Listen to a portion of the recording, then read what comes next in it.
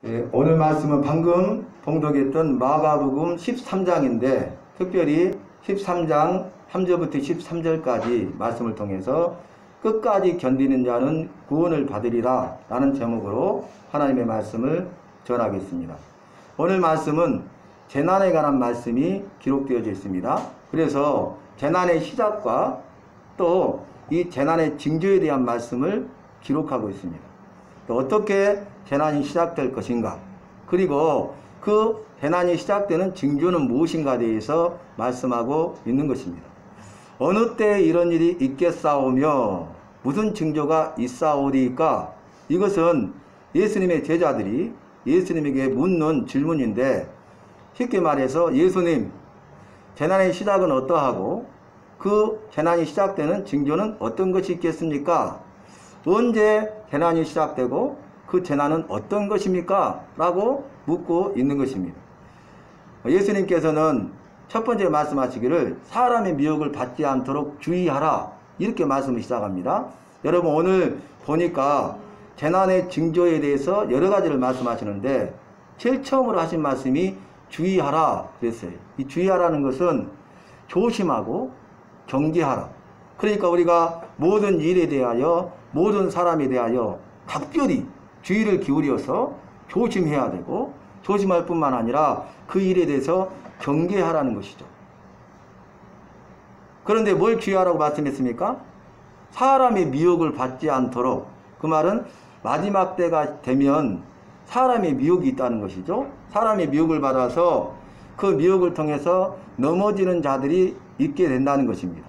우리가 길을 가다가 모르고 돌뿌리에 걸리면 넘어지잖아요.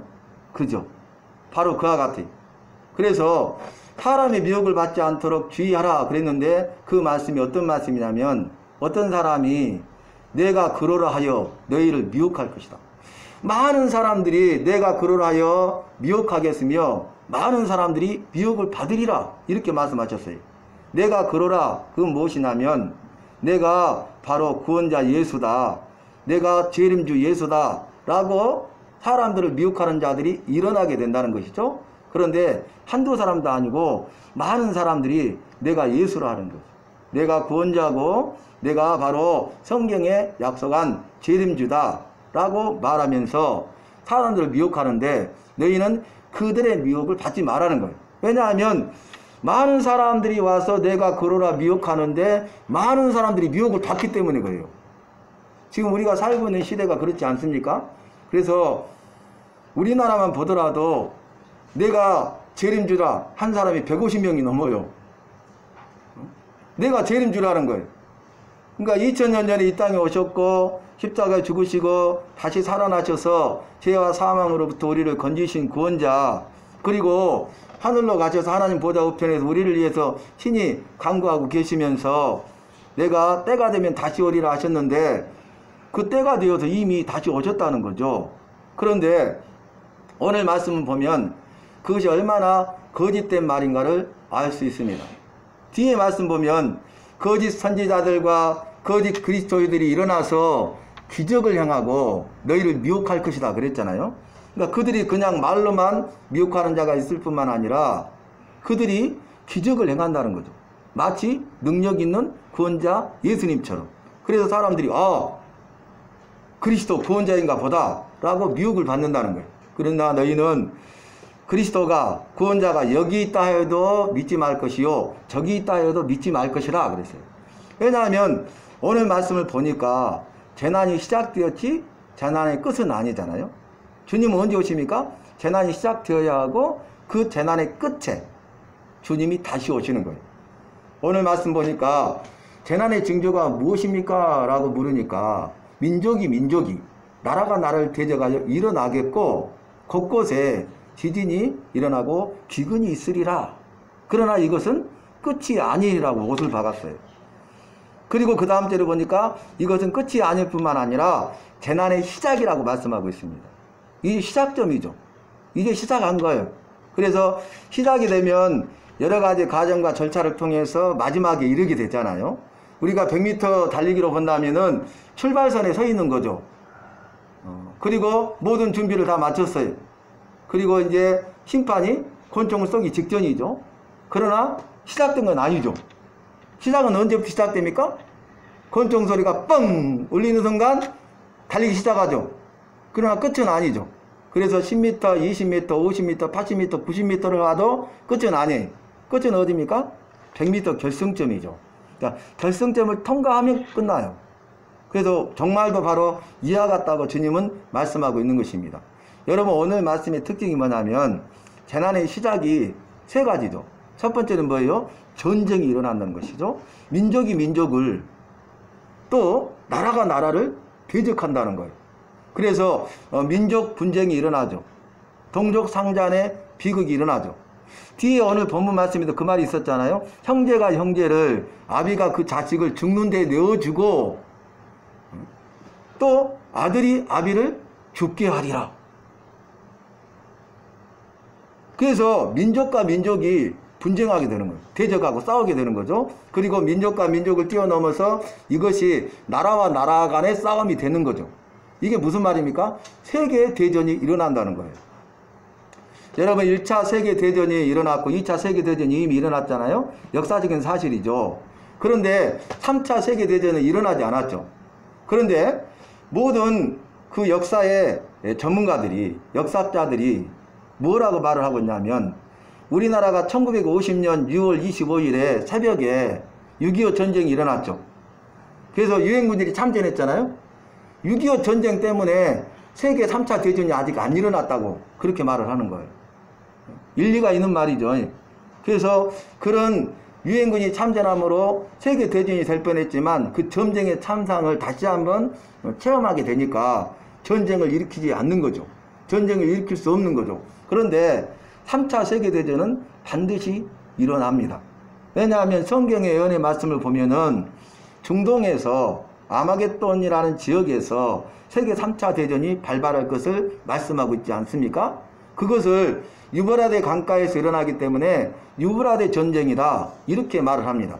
그래서 성경의 예언의 말씀을 보면 이미 예언대로 1차, 2차 세계대전을 통해서 유대인들이 예수님이 십자가에 못 박을 때에 그 죄값을 우리와 우리 자손에게 돌리소서 했을 때에 그 말씀이 이루어져서 그 유대인들에게 저주가 임하게 되는데, 이제 독일의 히틀러를 통해서 유대인들이 600만이 학살됐죠.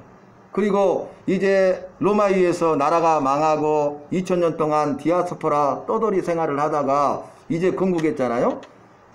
마지막 때가 되면은 유대인들이 다시 돌아올 것을 말씀하셨어요. 그리고 유대인들이 개종할 것을 말씀하셨고, 오늘 말씀 보니까 마지막 때에는 만국의 복음이 전파되리니 그제야 꽃이 온대요. 그래서 우리가 그 시대를 향해서 가고 있잖아요, 지금 현재. 그래서 24시로 본다면 세계 역사는 지금 24시로 볼 때 23시간 11시 55분, 지금 마지막 5분 전이에요. 5분 전. 그래서 마지막이다, 말세다, 말세지 말이다, 이렇게 이구동성으로 말하고 있지 않습니까? 여러분, 오늘 전쟁이 일어나는데 이 전쟁은 세계적인 대전이, 그래서 3차 대전이 일어나잖아요. 그러나 끝은 아니에요. 마지막 전은 뭡니까? 마지막 그 최후 전쟁이 일어나죠. 이게 세상 종말 전쟁이에요. 그래서 유브라데 전쟁이 발발한 다음에 아마겟돈에서 세상 종말 전쟁이 일어나고 세상 끝이 되는데 그때 주님이 오시는 거예요. 그리고 마지막 때에는 곡과 마곡 전쟁을 통해서 최후 전쟁이 일어납니다. 무저갱에 잠시 갇혔던, 1000년 동안 갇혔던 마귀가 나와가지고 자기를 따른 자들을 미혹하고 어린 양신 예수님과 예수님을 따르는 자들과 최후 전쟁을 하는데, 마지막 전쟁이죠. 그것이 곡과 마곡 전쟁으로 성경은 예언하고 있지 않습니까? 그 이후에는 전쟁이 없어요. 영원한 평화가 도래 이루어지는 것입니다. 오늘 다시 말씀으로 돌아오는데, 여러분, 첫 번째 징조가 뭐냐면은 전쟁이 일어난다는 거예요. 두 번째 징조가 뭐냐면 곳곳에 지진이 일어난다 그랬습니다. 그래서 세계에서 지진의 횟수가 많아지고 강도가 높아지고, 그 다음에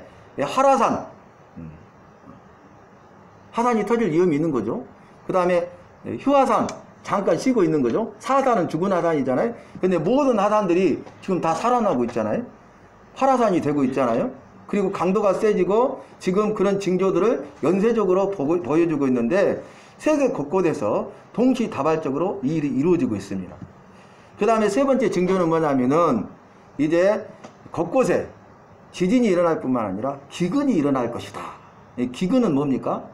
여러분, 경제적인 기근만 말한 게 아니에요. 우리가 지금 코로나로 인해서 우리 한국도 경제적인 기근, 우리 한국뿐만 아니라 세계 상황은 더 암울하고 어렵고 힘들고 고통스럽죠? 그래서 전 세계가 마이너스 경제 성장을 하게 된다고 그러잖아요. 여기 외에는 하나도 없다고 그러잖아요. 그래서 코로나로 인한 경제적인 기근이 이미 오고 있는데, 여기서 기근은 뭐냐면은 경제적인 기근뿐만 아니라 전쟁을 통한 기근이 이루어진다는 거예요. 지진을 통해서 기근 가운데 있게 된다는 거죠. 경제적인 바이러스를 통해서 경제적인 기근 가운데 있게 된다는 거죠. 기근은 뭡니까? 이 마실 물이 없어요. 근데 그 부족한 물도 이제는 오염되니까 더 마실 물이 없는 거죠. 아프리카는 물이 부족하잖아요. 물 부족 국가들이잖아요. 근데 우리는 물이 있잖아요. 근데 물 부족 국가나 우리 같이 물이 있으나 물이 오염되면 그 물을 마실 수가 없다는 거예요. 그래서 기근이 옵니다. 양식도 마찬가지입니다. 지금 양식이 없잖아요. 아프리카는 굶잖아요. 근데 우리는 양식이 차고 넘치잖아요. 그런데 양식이 많아도 이게 오염되면 먹을 양식이 없다는 거예요. 그래서 마시지 못하고 먹지 못하는, 그래서 사람의 생명을 지킬 수 없는, 그래서 목숨을 잃어버리는 그런 때가 시작된다는 거예요. 근데 이미 이것이 시작되었습니다. 아프리카 같은 경우에는 6초에 한 명씩 굶어 죽어요. 우리는 이게 실감이 되지 않잖아요. 그런데 먹을 양식이 없기 때문에 그래요. 너무나 비참한 거죠. 그런데 이것이 아프리카만이 아니라 전 세계 있는 모든 나라 민족이 예외 없이 기근을 겪게 되는데, 심각한 극심한 기근을 겪게 된다는 것입니다. 그러나 이것은 끝이 아니니라 재난의 시작이니라 그랬어요. 여러분, 지금 우리가 살고 있는 시대는 이미 재난이 시작됐잖아요. 그래서 전쟁과 지진과 기근의 시대에 살고 있는데 이것이 더 심화되고 있습니다. 그리고 한 국가를 보더라도, 아니 멀리 가지 못하고 우리나라를 보더라도 이 빈익빈 부익부 경제의 악순환의 고리가 너무 심하잖아요. 그죠? 빈부격차가 너무 심하잖아요. 근데 앞으로는 이게 완전히 양극화돼 버립니다. 완전히 구별돼 버립니다. 그래서 이제 국민 기본소득이 되면 그 정도 수준으로 대부분은 살고, 직장이 없으니까, 일할 것이 없으니까 일할 사람은 소수라는 것이죠. 그리고 그들의 격차는 너무나 클 것을 말하고 있다는 것입니다. 이 모든 것이요, 끝이 아니고 재난의 시작이라겠어요. 이것은 마땅히 당연히 이루어질 일로 예언되어 있습니다. 왜 그렇습니까? 이것은 우리 모두의 죄의 결과에, 저주의 결과에. 그러니까 오늘 말씀의 중요한 건 뭐냐면은, 자, 너희에게 전쟁과 지진과 기근이 있으리니, 그 앞에 중요한 말이 뭐냐면은, 너희는 뭐라 그랬어요? 두려워하지 말라 그랬어요. 먼저 두려워하지 말라. 전쟁이 일어나도 두려워하지 말라. 지진이 일어나도 두려워하지 말라. 기근이 일어나도 두려워하지 말라. 이것은 너희의 죄로 인한 당연한 결과고 저주의 결과다. 있을 수밖에 없고, 이 일이 있어야 재난이 시작되고, 이 재난이 계속됨으로써 마지막 때가 오고, 그때 되면 주님이 오셔서 이 세상 나라가 주와 그리스도의 나라로 바뀌게 된다는 거예요. 주님이 오시기 전에 우리의 생명을 하나님이 부르시면 우리는 이 세상 나라가 아니라 하나님의 나라에서 영원한 생명과 복을 누리게 된다는 것이에요. 그러니까 너희는 어떤 상황이 온다 할때, 극심한 지진, 그리고 기근, 그리고 아주 참혹한 전쟁 가운데 있다 할지라도, 그 고통과 환난과 죽음의 위기 가운데 있다 할지라도 너희는 두려워하지 말라는 거예요. 자, 지금까지 한 말씀이 뭡니까? 첫 번째, 사람의 미혹을 받지 않도록 주의하라. 두 번째는 두려워하지 말아라. 여러분, 우리가 미혹을 받기 때문에, 많은 사람이 미혹을 받기 때문에 미혹을 받지 말라고 당부하시는 거예요. 또 두려워하기 때문에 두려워하지 말라고 말씀하시는 거예요. 모세의 다음으로 이스라엘 백성의 지도자가 여호수아가 세워지죠. 근데 여호수아는 모세의 시종이었잖아요. 누구나 다 알잖아요. 눈의 아들 여호수아, 모세의 시종 여호수아. 그런데 그 리더십이 어떻게 생기겠어요? 그때 두려워합니다. 여호수아가 두려워하니까 하나님께서 여호수아에게 주신 말씀이 뭡니까? 너는 두려워하지 말고, 두려워하니까 마음을 강하게 하고 담대하라. 내가 너와 함께 하리라. 하나님이 함께 하신대. 내가 모세와 함께한 것처럼 내가 너와 함께하리라. 그러므로 너는 마음을 강하게 하고 담대하라. 이게 여호수아 1장의 증거잖아요. 그러니까 왜 모세가 강하고 담대해서 두려워하지 아니하고 그 위대한 사명을 감당하고 이스라엘 백성이 위대한 지도자가 되었냐면은 하나님이 모세와 함께 하셨기 때문이에요. 근데 네가 두려워하고 있구나. 그러나 두려워하지 말아라. 내가 모세와 함께한 것처럼 너와 함께하리니 네가 강하고 담대하고 이 사명을 잘 감당하고 모세와 같이 내가 쓰리라. 쓰임받게 되리라. 이 약속의 말씀이. 그러니까 이 약속의 말씀을 받으니까 여호수아가 어떻게 됩니까? 두려워하지 않습니다. 마음을 강하게 하고 담대히 합니다. 그래서 위대한 일을 행하잖아요. 요단강을 믿음으로 건너요. 그리고 가서 그 성을 치는데 첫 번째 성이 가장 크고 견고한 성 여리고성을 하나님의 말씀에 순종해서 무너뜨리는 걸 체험하잖아요. 그리고 나서 이제 가나안 전쟁을 하는데 가나안 북부전쟁, 남부전쟁, 중부전쟁에서 승리해서 그 땅을 취합니다. 그리고 제비 뽑아 나눕니다. 그리고 나서 여호수아의 위대함은 뭡니까? 마지막 때에 죽음을 앞두고 이렇게 말합니다. 이스라엘 백성의 지도자들과 장로들 다 모아서 권면을 해요. 그 다음에 이스라엘 백성의 지도자와 장로들과 백성들까지 다 모아가지고 마지막 유언을 하는데 그게 뭡니까? 오직 나와 내 집은 여호와만 섬기겠노라. 너희는 오늘날 택하라 그랬어요. 뭐라 했습니까? 오직 나와 내 집은 온 가정과 자녀손들은 하나님만 믿고 따르며 섬기겠다는 거예요. 그걸 천명을 합니다. 그럼 이스라엘 백성들에게 너희도 오늘날 택하라.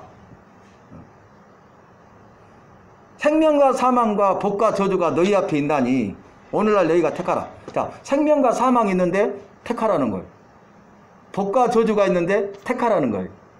근데 사람들은 생명을 택하고 복을 택해야 되는데 그걸 알지 못하고 눈이 어두워지고 생각이 허망해져서 죄 가운데 죄와 짝가며 살면서 그로 말미암아 어떻게 됩니까? 생명이 아니라 사망을 택하고 복이 아니라 저주를 택해서 결국 죽고 망하여 영원한 형벌을 받게 되었다는 거예요. 그 장본인이 바로 우리고 나였는데 하나님께서 믿음을 주시고 우리의 눈을 열어주시고 우리의 귀를 열어주셔서 우리의 입술을 열어주셔서 우리가 눈으로 보고 귀로 들은 것을 증거 삼아 입술로 예수 그리스도를 구원자로 시인함으로 저와 여러분이 구원을 받은 것입니다.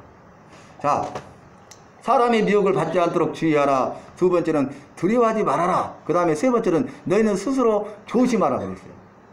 그 말이 뭐냐면 사람들이 너희를 공회에 넘겨주겠고 해당해서 매질할 것이다. 자, 공회는 어떤 것이냐면 유대인들의 각 지방마다 공회가 있는데 이 공회는 지방에서 재판하는 법정이에요. 법정. 사내들인 공회죠. 그래서 그 법정에서는 죄에 대해서 재판하고 판결하는 것이거든요. 근데 그 공회에 넘겨진대요. 근데 그 다음에 해당에서 매를 맞았다는 것은 그 재판에서 판결이 내렸는데 매를 맞는 판결을 내린 거죠. 죄가 있다는 거죠. 그래서 40에 하나 감한 매를 맞습니다. 그러니까 죽을 정도로 맞는 거예요. 죽기 일보 전까지 맞는 것이 40에 하나 감한 매예요. 39대의 매질을 합니다. 이것은 죄질이 크고 중했을 때에 내린 벌이거든요. 그런데 예수 믿는다는 이유 하나 때문에 이런 고난과 핍박을 당한다는 거예요. 그러니까 네가 마지막 때 재난이 시작되고 마지막 때 예수 믿다가 그 믿음으로 말미암아서 이런 일을 당하거든 이상히 여기지 말고 실망하지 말고 낭망하지 말고 원망하고 불평불만하지 말고 하나님의 말씀을 들었으니 하나님의 말씀이 이루어짐을 알고 오히려 감사하는 자가 되라는 것입니다. 멀리 갈 필요도 없죠. 지금 동족이지만 북한의 요덕 정치범 수용소에는 예수 믿는 기독교인들이 거기에서 고난을 당하고 있잖아요. 그죠? 그곳에서 말할 수 없는 인권 유린을 당하고 고통을 당하고 있잖아요. 그런데도 그들은 그들의 믿음을 지키고 있죠. 왜냐하면 하나님의 약속의 말씀을 믿기 때문에 하나님을 믿기 때문에 그 믿음을 붙들고 주님을 결코 배반하지 아니하고 믿음을 지키고 믿음으로 승리하고 있다는 거예요. 그래서 저는 날마다 기도할 때 하나님 북한의 요덕 정치범 수용소에 있는 우리 기독교인들의 생명과 신변의 안전을 지켜주시고 속히 구원하여 주시고 이 북한에 있는 모든 죄악의 뿌리들을 다 제거하여 주시고 이 땅을 회복시켜 주시고 이 나라의 민족이 주님의 이름과 능력과 말씀과 복음으로 하나 되어 복음 통일을 이루어서 마지막 때의 말세지 말에 땅끝 선교를 위해 쓰임받는 나라의 민족으로 사용해 주세요 라고 저는 잊지 아니하고 간절히 기도하고 있습니다. 우리가 바로 그런 사람이 된다는 거예요. 이 묘독 수용소에 있는 자들뿐만 아니라 이제 마지막에 가까울수록 예수 믿는 사람들은, 믿음을 지키고자 하는 자들은 이런 고난과 핍박을 받을 거란 말이에요. 그러니까 너희는 스스로 조심하라 이렇게 말씀하고 있는 것입니다. 그 다음에 말씀이 복음이 천하만국에 전파되어야 하리라. 전파되어야 하리라. 그건 뭐냐면 복음이 전파되기 위해서는 전하는 자들이 있어야 되잖아요. 누군가 전해줘야 되잖아요. 그래서 아름답도다 좋은 소식을 전하는 자들의 발이여 그랬잖아요. 그래서 우리가 가서 복음을 전해주는 거예요. 교회와 성도의 사명은 가서 천하만국 모든 사람들에게 복음을 전해주는 것입니다. 복음은 구원자이신 예수님이신데 구원자이신 예수님을 전해주고 예수 믿고 그들이 죄와 사망에서 구원받은 백성이 되게 하는 것입니다. 그래서 교회를 세우시고 그래서 성도로 우리를 부르시고 우리를 통하여 교회를 세워가게 하시고 교회를 통해서 하나님의 큰일인 구원의 역사를 이루시는 것입니다. 그래서 교회와 성도의 사명은 내가 할 나의 사명은 뭐냐면 전하는 거예요. 그들이 듣든지 아니 듣든지 그들이 복음을 받아들이는지 받아들이지 않든지 이것은 그들의 문제지 우리의 문제가 아니에요. 그래서 하나님께서 에스겔을 선지자로 부르신 다음에 뭐라고 합니까? 너는 가서 내 말을 전하라. 그들은 말씀을 듣지 않잖아요. 그러니까 그들은 강팍하고 목이 뻣뻣하고 폐역한 족속인 줄 내가 아노라. 그러나 너는 가서 내 말을 전하라. 그러면서 뭐라고 합니까? 그들이 듣든지 아니 듣든지 넌 내 말을 전하라. 무슨 말인지 이해되시죠? 이 폐역한 세대에 너나 잘 믿어라. 예수가 믿으면 밥 나오냐 떡 나오냐 이런다 할지라도 이 교회와 성도의 사명, 이 코로나 기간 가운데 하나님을 못 얻어가고 교회, 기독교, 개독교라 말하는 또 거기에 편성해 있는 그런 어리석음 가운데 있는 자들이 말한다 할지라도 우리는 하나님과 하나님의 말씀에 순종해서 하나님의 은혜를 힘입어서 교회가 교회의 사명을 감당하고 성도로서 나의 사명을 감당해야 되는데 그것은 내가 만난 나를 구원하신 나에게 영원한 생명을 주신 그 구원자 예수님을 전하는 삶을 살아야 한다는 것입니다. 그 다음에 너희가 재판에 넘겨줄 때 무슨 말을 할까 염려하지 말아라. 하나님께서 주시는 말씀 그 말을 하라. 왜냐하면 말하는 이는 네가 아니요 성령이시니라. 여러분 우리 안에 누가 계셔요? 성령님이 계셔요. 그러니까 우리가 이런 붙잡혀서 정말 어려움과 고난과 두려움 가운데 있을 때에 염려하지 말아라는 거예요. 무슨 말을 해야 되지? 염려하지 말아라는 거예요. 하나님께서 내 안에 계시기 때문에 내 입을 열면 성령이 말하십니다. 내 입을 통해서 성령이 말하게 하심을 따라 말하게 하십니다. 믿으십니까? 그 다음에 마지막이 왔는데 형제가 형제를 또 아비가 자식을 죽는데 내어주는 시대대. 이제는 무정한 시대가 됩니다. 무자비한 시대가 됩니다. 무정이에요? 무자비예요? 아무것도 없어. 사랑이 없어요? 다른 사람 없어요. 나만 생각하는 시대입니다. 그런 시대가 된대.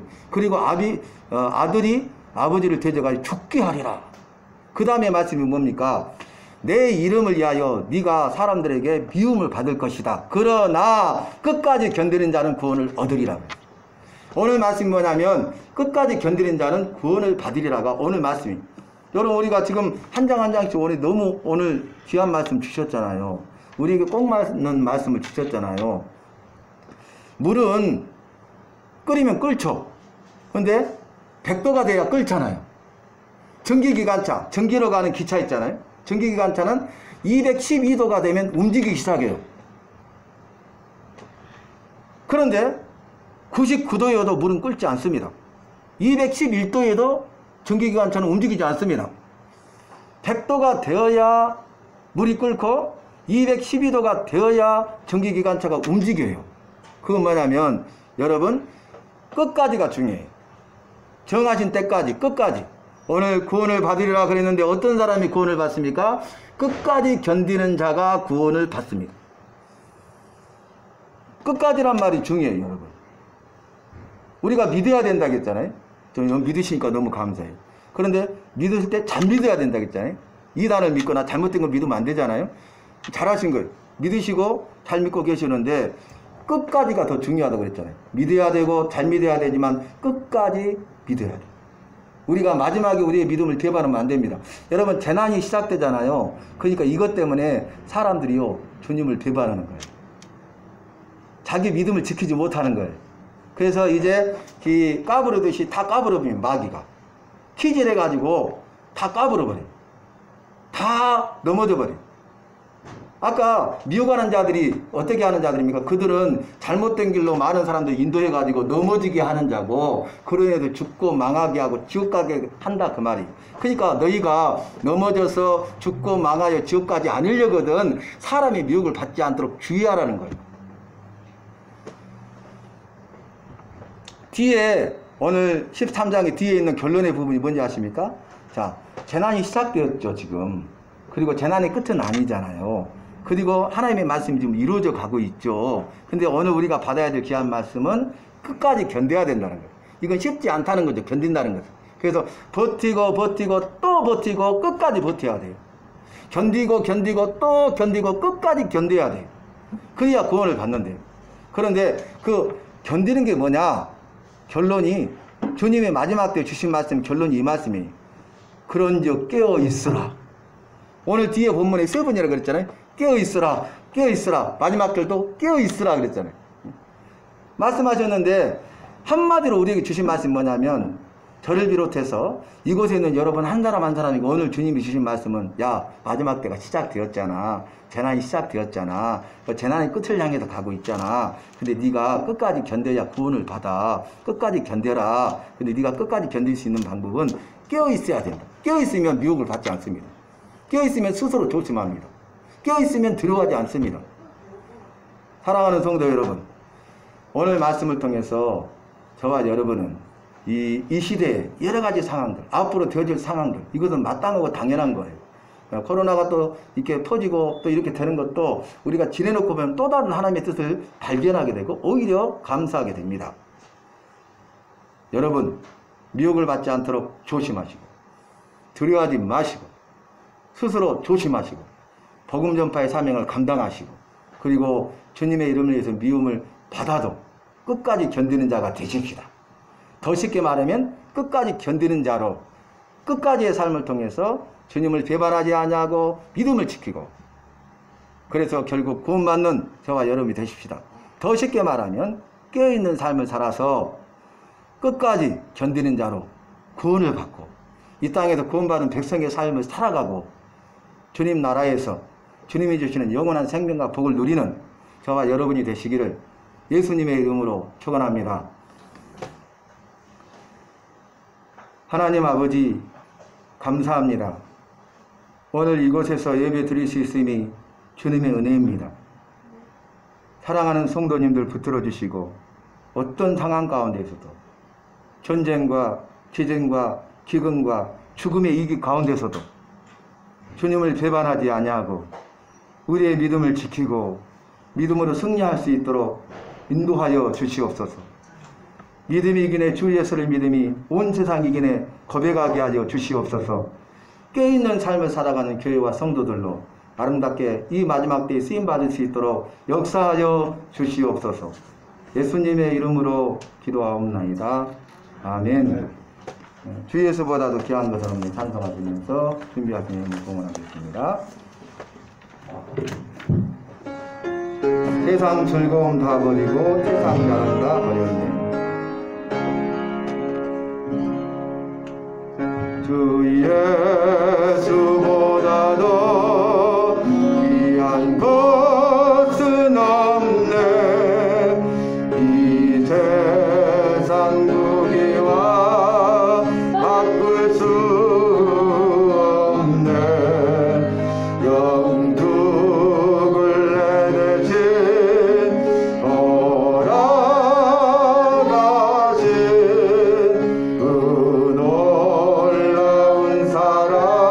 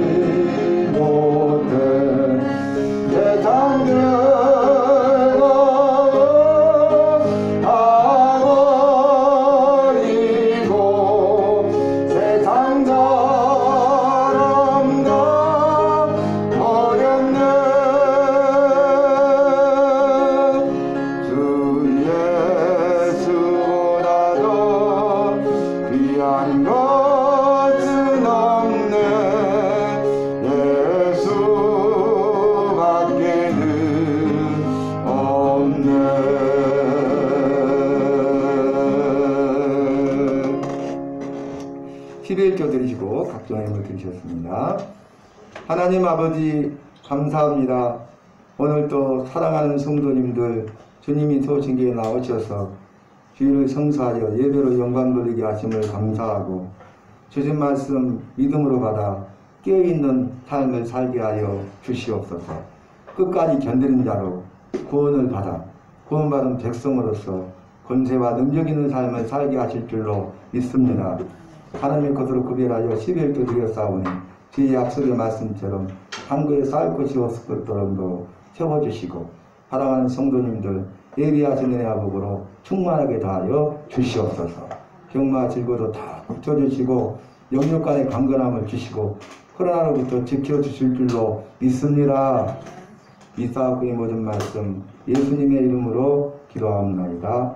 아멘. 지금은 하나님 아버지와 예수 그리스도와 성령님의 은혜와 사랑과 능력과 기적이 오늘 주일 예배를 영광 돌리는 깨어있는 삶을 살고 끝까지 견디는 자로 구원받은 백성의 삶을 살기를 소원하는 주님이 사랑하시는 오늘 예배하는 사랑하는 모든 성도님들 머리머리 위에 가정 위에 자녀 위에 생업 위에 계획하고 행하는 모든 일 가운데 이제와 영원까지 함께 있을지어다. 아멘. 하나님께 영광 박수 돌리겠습니다. 감사합니다. 서로 인사하시기 바랍니다. 잘 오셨습니다. 잘 오셨습니다. 감사합니다.